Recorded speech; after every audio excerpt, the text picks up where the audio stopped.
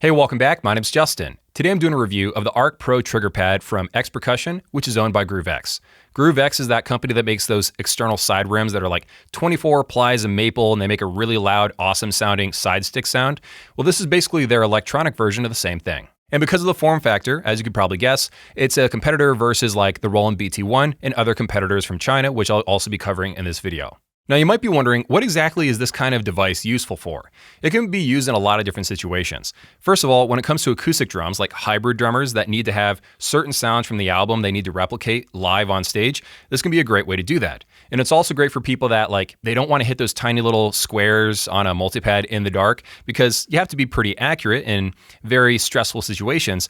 This thing is already where you're drumming at the moment, and it's a lot larger of a playing surface, so it's harder to miss. It's also great for electronic drummers that maybe they already have a pretty flushed out electronic drum set. They don't necessarily need another big cymbal or another big snare drum or something, but they want to add one more zone for a clap sound or a cowbell sound or whatever. This is great, and it's very space efficient when adding a single zone.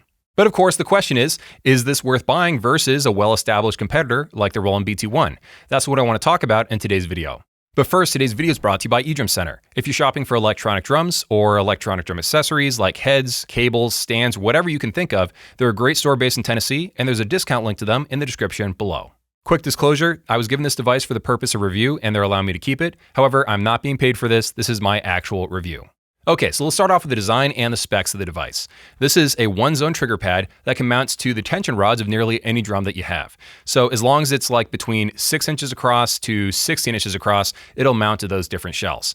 The reason why I can accommodate all those sizes is that while it does follow the curve of most drums, it's not an aggressive angle, and the little mounting points, they actually can swivel, so you can really accommodate any drum you throw at it. The thing that makes this unique versus the other competitors like this on the market is that it's not using plastic for the shell. It's using aluminum. So it's actually significantly heavier, which is probably why they're using 2 mounting points instead of just 1 like the other options on the market. Now, of course, plastic is fine. I have no problem with plastic, but you do get this sense of confidence and also a feeling that it feels really high quality when you have something made out of aluminum.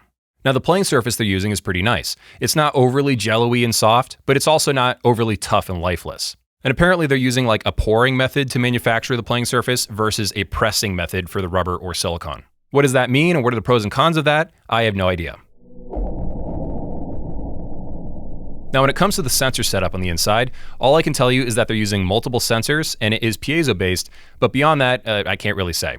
And finally, it's got a 1/4-inch hose cable sticking out of the back, which is permanently attached. We'll talk more about that later. So next up, we have the setup, which is really quick and easy. All you need to do is remove 2 tension rods and then swivel the little mounting arms of the device until it fits your shell size, and then put those tension rods back in. The next step is plugging in a stereo 1/4-inch cable into the device and the other end into your module, sample pad, or trigger interface of choice. If you don't have any of that stuff, you can actually trigger this with an audio interface and then a trigger interface plugin emulator on your DAW. So now let's talk about what it's like to use this on acoustic drums versus electronic drums. On acoustic, it's easier to set up the trigger settings because you're not fighting the crosstalk that happens when you staple 2 electronic drum pads on top of each other. So the entire process is basically go to your trigger settings, select a 1-zone pad trigger preset, like a kick drum for example, and then do a bunch of really loud rim shots on the drum you've attached it to. And if you notice that there's any ghost hits being triggered really softly, all you have to do to fix that is raise up the threshold till the problem goes away. Now you might be thinking, Justin, I thought I saw a marketing blurb online that claims the Arc can't sense vibration or doesn't sense vibration. If that's the case, how come I have to increase the threshold? Well, it appears that the company's leaning on a technicality in their trigger design so they can say it doesn't sense vibration. Apparently due to a secret sauce on the inside they don't feel like sharing. But all I know is that in real world use, if I hit a really hard rim shot with default settings, the snare shakes and that triggers a ghost hit on the Arc. Now, this isn't a problem because you just dial it out with a slight threshold adjustment. It's more just a fact of life with eDrums. Triggers require setup. Now, side tangent here, the only sensor that is actually immune to this is FSR because it works purely off of pressure. But FSR also comes with its own downsides, which is why the whole industry hasn't switched over to it and probably never will. The next thing you'll notice is you probably don't want to put this right next to your mic when you're recording because it's not loud or annoying sounding, but it does make a dull thud that happens whenever you play on it. So you probably want to rotate it just a little bit away from the mic until you don't have any sort of bleed going on in your recordings. It also shakes your snare wires just a little bit.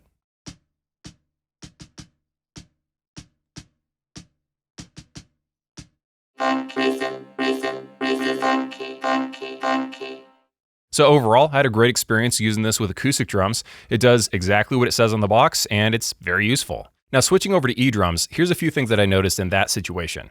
So what I found is that you have to be way more aggressive in the trigger settings in order to get it all working properly, because your module is seeing signals from two drum pads happen every single time you hit one or the other. On Roland modules, use the BT1 Sense preset, and that's because Roland's BT1 is a competitor to the ARC, so they set up the crosstalk settings inside the module to expect what it's receiving. So anyway, with my Roland TD30 on a PD125, I believe, great experience.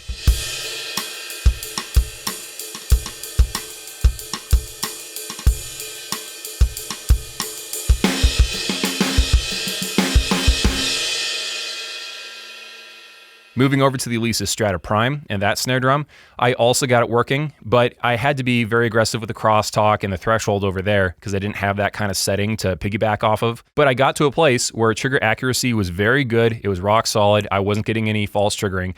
Just had to play at slightly above medium level of force and higher.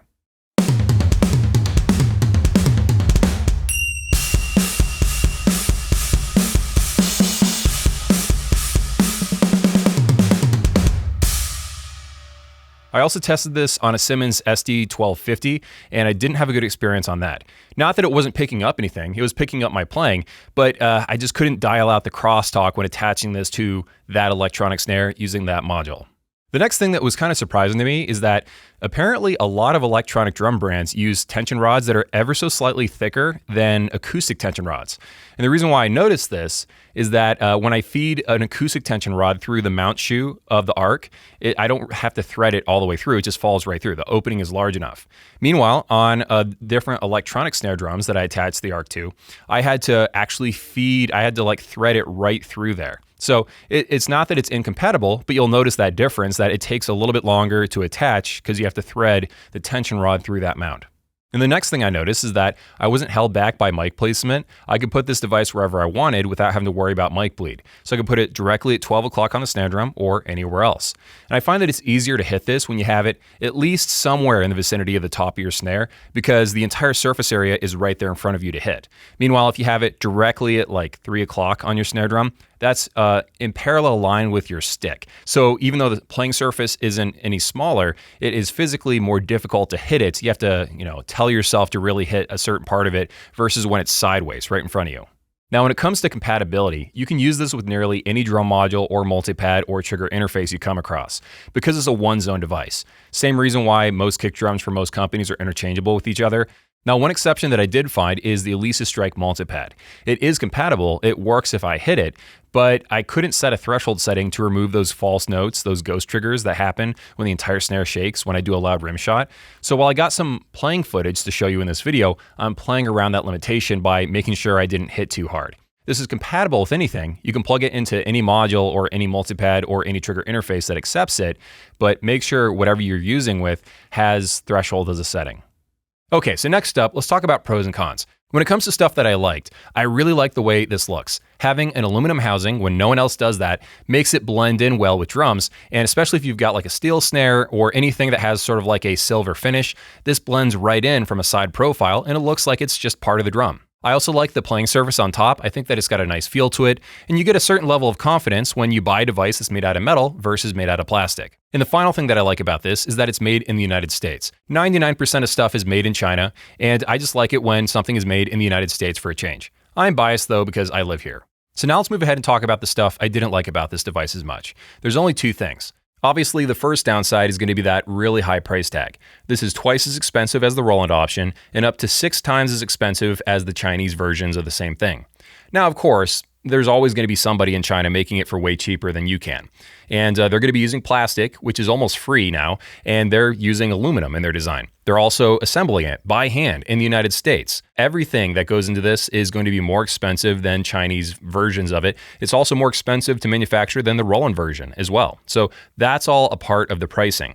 However, I don't completely understand where this $200 number came from, because if we look at the acoustic version of their same product, the Groove X, which is, the owners of this product, they're somehow making a profit on these 24 plies of maple and copper made in the US products that are also being sold for $70. Like, how come they can't somehow get in that ballpark with their electronic version of the same thing? Now, obviously, some people are more price conscious than other people. If you're like a professional where, money isn't a big thing because you're going to write it off in taxes and it's a tool that you need for your job, or if you're like an ultra high-end enthusiast who's going to spend $9,000 on the next Roland VAD kit, maybe this won't bother you either. But what they're going to lose is the normal everyday audience that just doesn't see, $200 making much sense for their needs. The second downside is their odd choice of using a permanently attached cable that sticks out of the bottom of the device, instead of going with an input jack like literally everybody else. You can only bend a cable back and forth so many hundreds or thousands of times before it goes bad. Everybody watching this video has either had a phone cable go bad on them, a guitar cable go bad, a power cable go bad. Cables do have lifespans. To play devil's advocate though, for 99% of people, this will probably give you years and years of use and it'll probably never go bad on you. But when a company decides to charge double what everybody else is charging, they're putting themselves at a higher standard. They're putting themselves under a microscope of their own volition. So we have to hold their feet to the fire when they make odd choices like this.